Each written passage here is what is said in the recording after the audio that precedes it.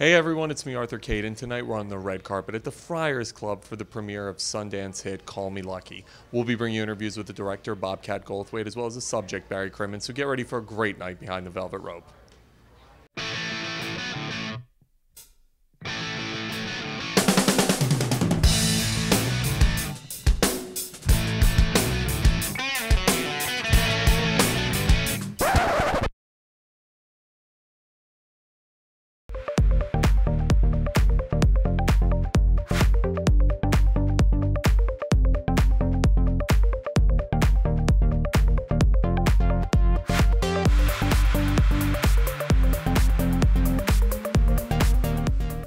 Hey everyone, it's me, Arthur Kade, Bobcat Goldthwait. Congratulations, Call Me Lucky. Tell the story of Barry Crimmins, man. First of all, congratulations, you guys were a grand jury nominee at Sundance, and reception on this has been great.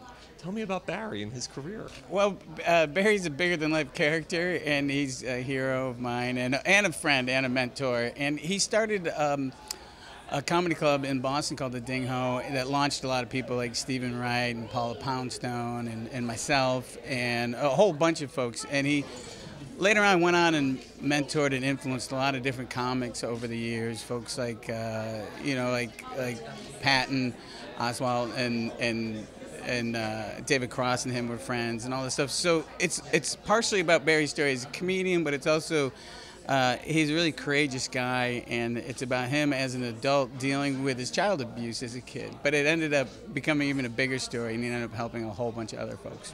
Talk to me about becoming a filmmaker, because after so many years in front of the camera, you're now making films. What drove you to this part of the genre?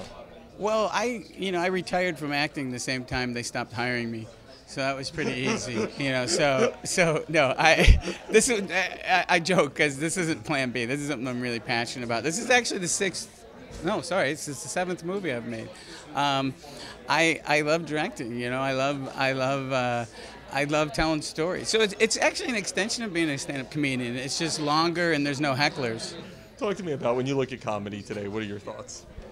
Oh, I'm excited about comedy today because there's so many different places where a comedian can reach an audience.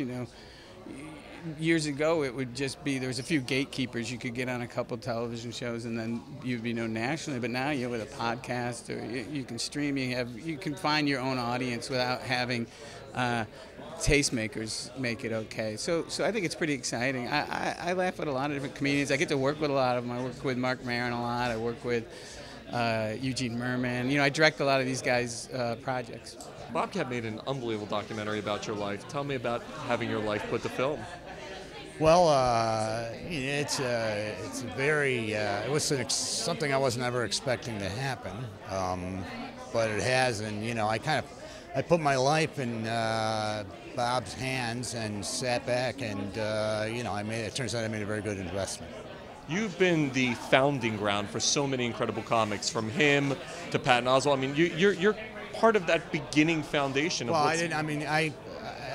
I'm proud to say I was an influence on Patton, but he got going on his own. People like Bobcat and people of that period, you really helped build. Yeah, well, sure. I was, a couple years older than some of them, and I just knew we needed stage time, so I just got a place going in Boston, and it worked out pretty well. I was pretty lucky to have that much talent show up.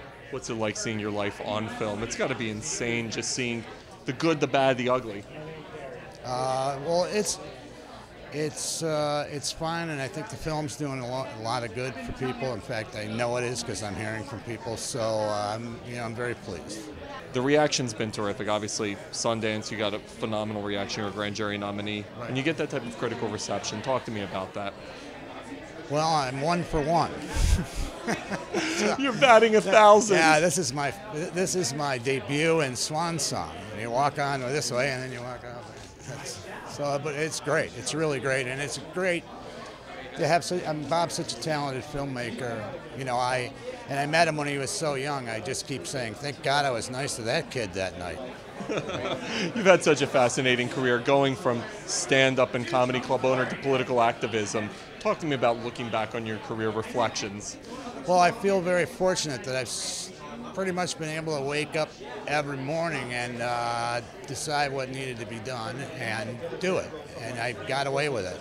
I never had to work in an office or anything. So I just feel very fortunate the autonomy that show business has given me, and it's and the people I got to know. As I say in the movie, friends are my drug of choice, and man, I got some prime drugs in this business.